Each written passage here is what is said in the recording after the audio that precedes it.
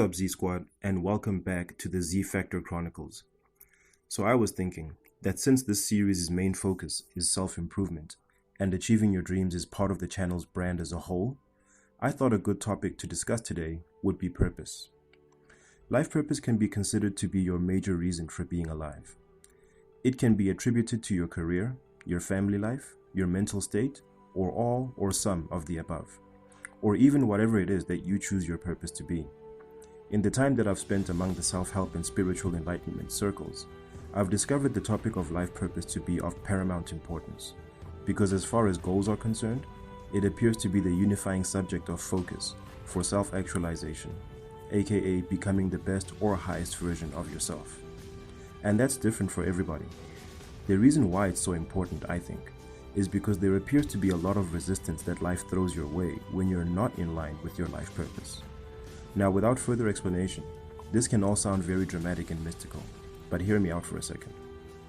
In this school of thought, a person's life purpose is normally tied to who they are at their core. Everything about you that makes up the various facets of your personality will influence the things that you hold in high esteem.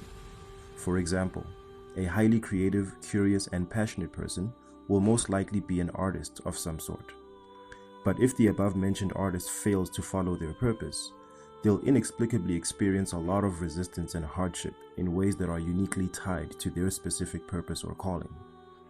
For an exaggerated example, someone destined to be a martial arts master might experience a lot of physical bullying and sporadic fights until they're forced to finally acknowledge their purpose.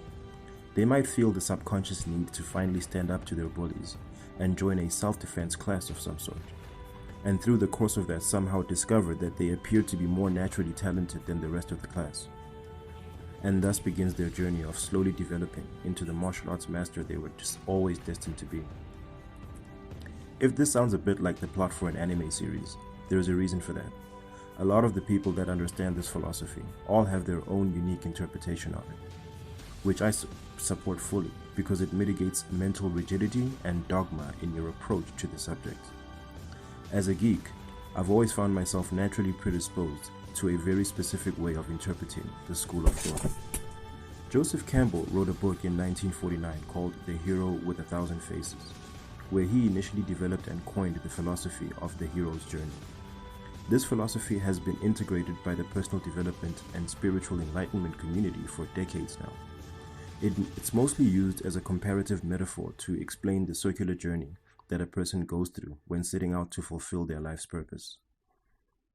What that means for me is that I have a way of interpreting a lot of these lessons through my enjoyment and knowledge of comic book stories and geek culture in general. These genres are chock full of heroes' journey stories, which whether intentionally or unintentionally have a lot of fictional life lessons woven into them. Most of us are aware of how Superman's story prioritizes the themes of hope and justice woven into the character through the wholesome values that his adoptive parents, the Kents, have raised him with.